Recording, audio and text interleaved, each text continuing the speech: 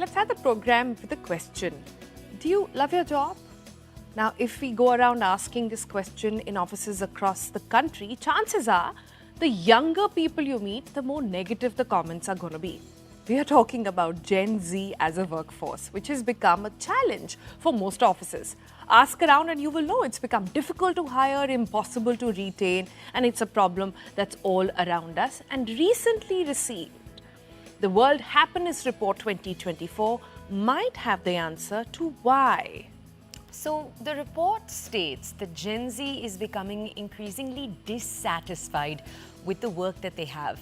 And the report says that it's due to values misalignment, perceived lack of recognition and reward, this idea that you aren't, for example, receiving enough at work in terms of salary, and economic instability. There's also a lack of access to managers. You can't have the direct conversations you want to, and a lack of investment in career development.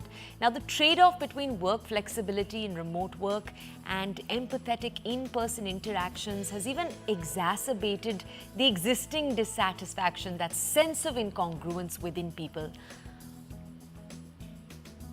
Well, you know the story, like managers are critical of Gen Z, saying they are not work ready, they're not professional, they have a tendency to switch jobs too frequently, they take too many mental health breaks, and more senior people you talk to say that they are entitled. On the other hand, Gen Z expresses dissatisfaction at work. They're harboring anxiety about economic stability, lack of work-life balance, or more importantly, a lack of purpose to keep going. Now, these paradoxes are the foundation of an alarming reality, which is that Gen Z is now the generation reporting the highest level of burnout of any other generation. So, that is just the context setting. What are we going to do about this story then? We are dealing with a growing younger workforce, and that is increasingly getting unhappy, they are burnt out, and they are very vocal about their concerns as well. Do companies care? What are they really doing to adopt? Let's take that forward with our guests this morning, who come from equally paradoxical worlds as well. We've got Salil with us, beg your pardon. He is the CHRO with 27 years of experience in one of India's, some of India's top companies, and he has seen enough generations come and go. So he will have a perspective to share. And also we have a Gen Z expert, Kevin Lee, if something like that even exists, Kevin. That is going to be up for debate. But let's give the first word to Kevin over there and try and understand. When we look at reports like these, Kevin, one thing that really stands out is the fact that Gen Z feel not represented, they feel overwhelmed, and also there seems to be a massive sort of disassociation. But can you really blame them? This is a generation that joined during the pandemic, right?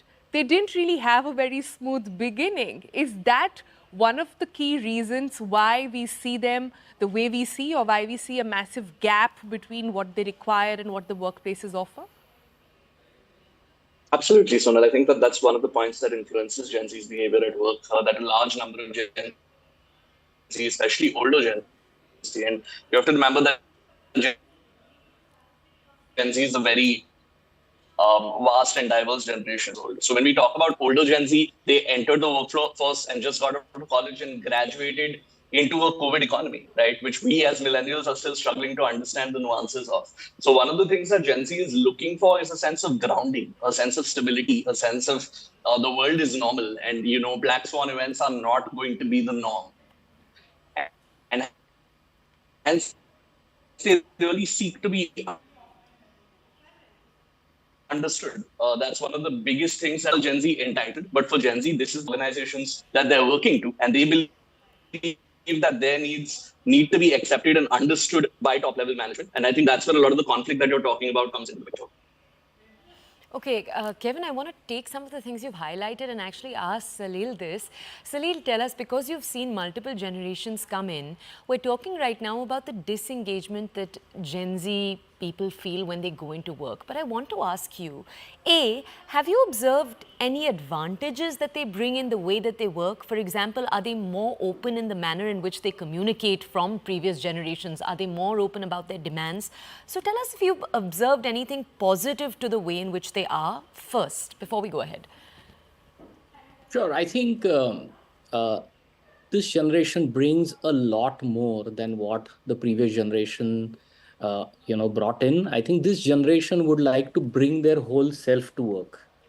Earlier generations who were born and brought up pre-liberalization era in India, I think job security was their kind of first focus area, and everything mattered or everything was the second priority. I think for this generation, it's not about job security, but it is about how can they bring their talent and passions to work, and how can the organization provide them a canvas to really play to their potential.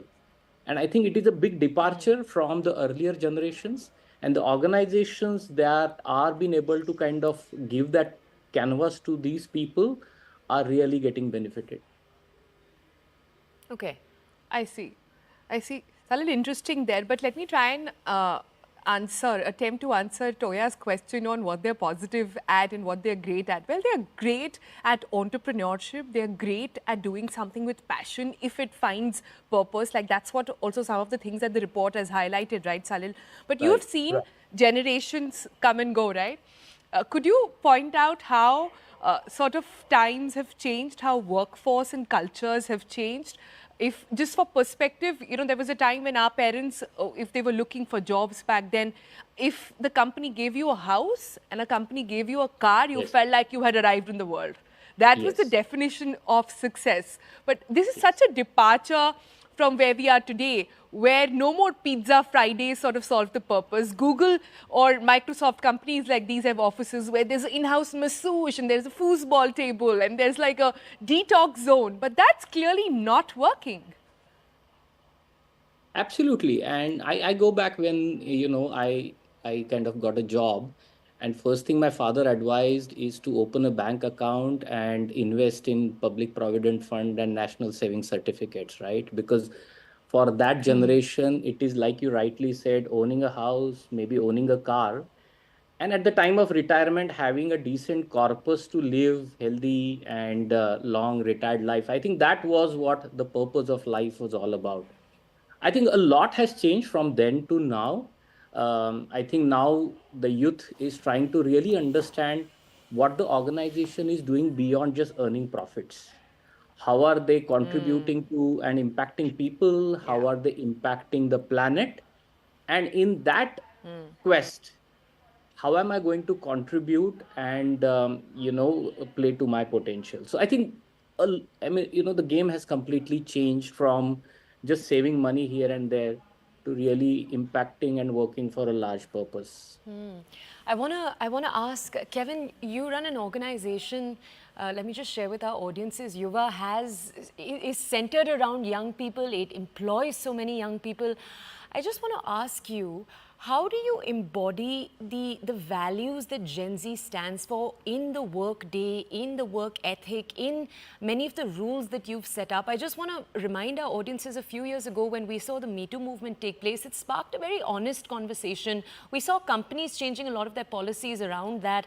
I just want to ask at Yuva, because you also do focus on social causes, how do you build a socially aware company? What does it actually look like? I think it's a tough question, and we're constantly on our toes. I think the simplest way to answer that is that we believe in what Gen Z wants because so much of our workforce is Gen Z, right? Over 50% of our workforce is Gen Z. When we started off as a small company with about 7 people, 4 of them were Gen Z.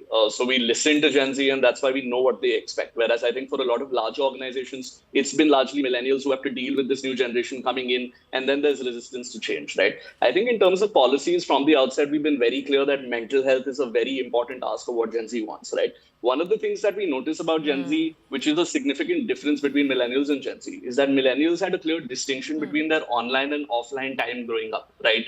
You'd have to go home, boot up a desktop computer, connect to a dial-up internet connection, and then you were online. And then 1 hour later, you were offline and you were going out and playing and doing your homework, etc. For Gen Z, switching online and offline has become so seamless. You just have to look down at your phone and you're online. And what that does is that Gen Z's expectations of the world, I think, are higher because they've been exposed to so much content globally And they are told from the time that they are very young that mental health is important, their gender and identity is important. And this is just something that the world needs to accept. However, when Gen Zs in India look up from their phones, they don't find that sense of support in their offline communities, right? And the other thing is that there's so much of a spotlight on what Gen Z believes. When I, as a millennial, I'm 31. When I was growing up, I didn't really feel that the world wanted to listen to what I have to say. Whereas Gen Z is also, because of the nature of social media, the most platform generation, right? Their views and thoughts are given, like, there are reports in mainstream newspapers about what Gen Zs want. So it's a chicken and egg thing where entitlement is concerned, right? Where you're constantly asking Gen Z what they want.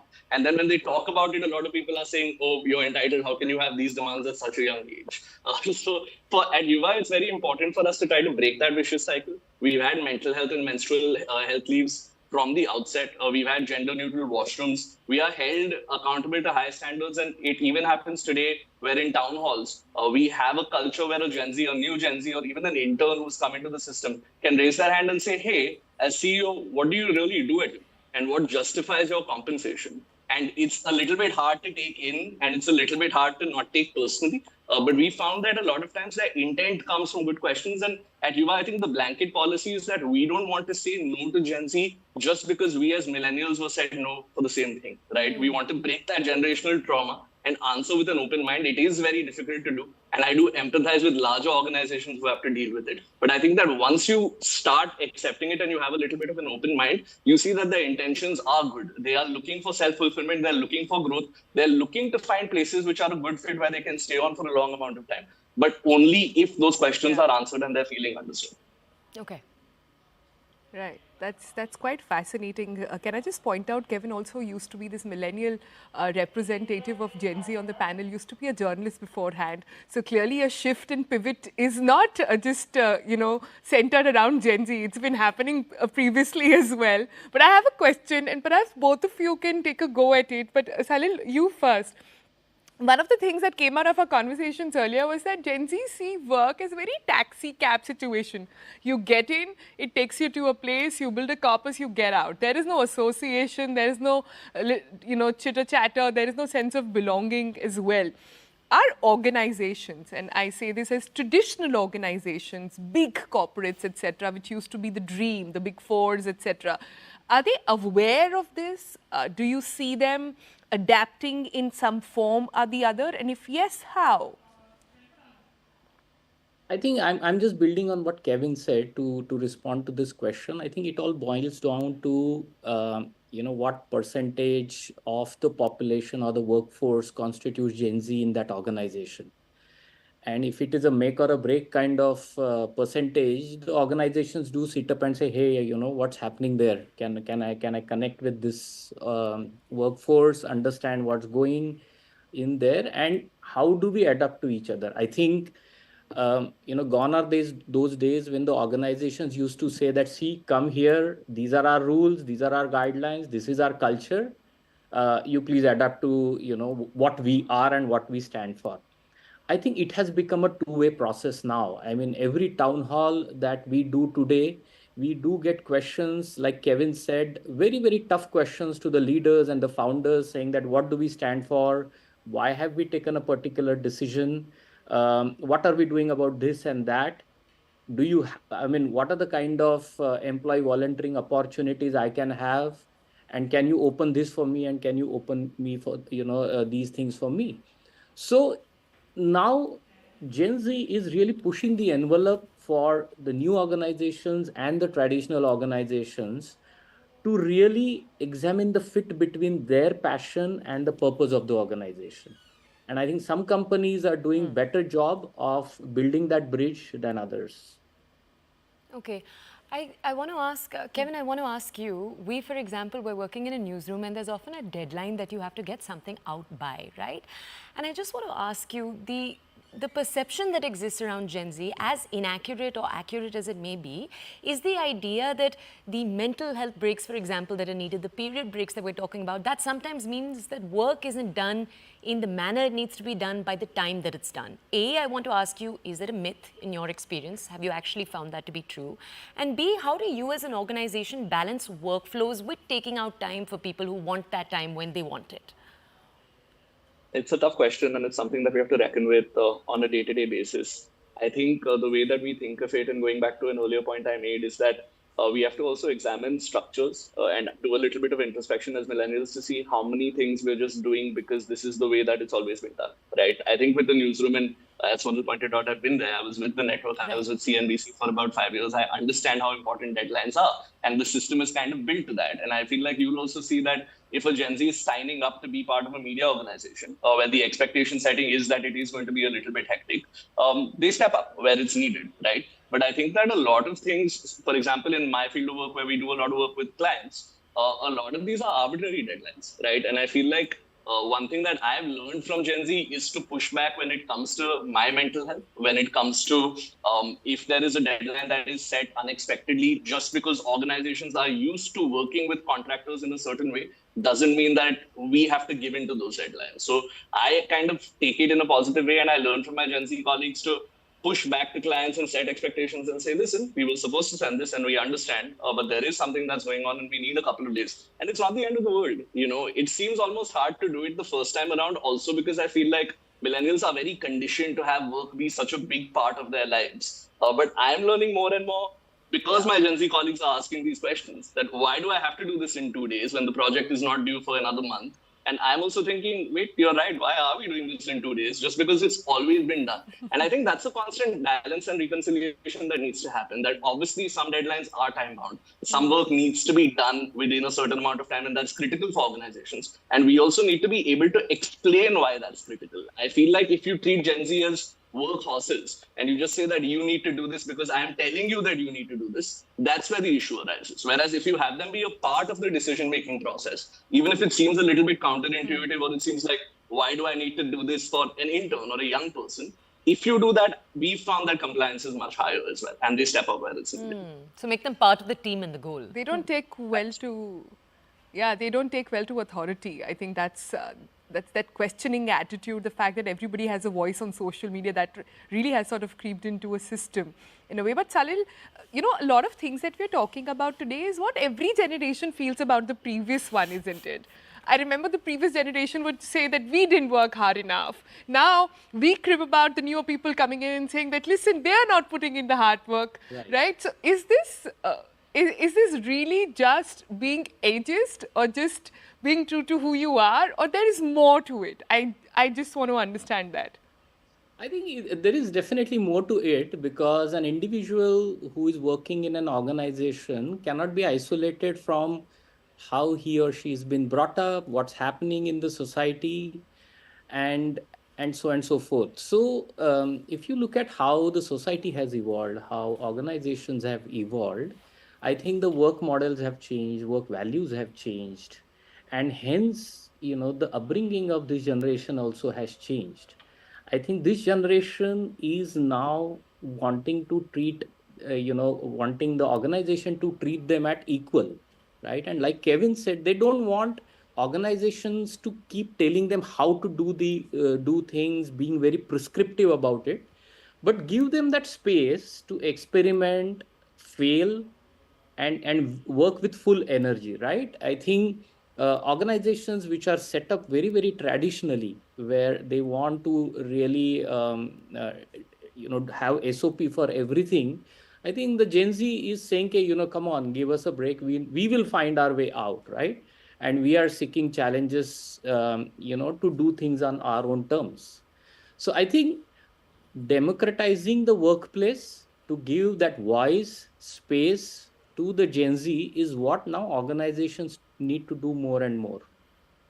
Okay, I really feel like democracy has almost been the name of the game in every conversation we've had right now. The fact that we need to demolish the structures, create town halls, that's another phrase we've heard a lot today. Salil and Kevin, thank you so much for highlighting each of these key points with us right now.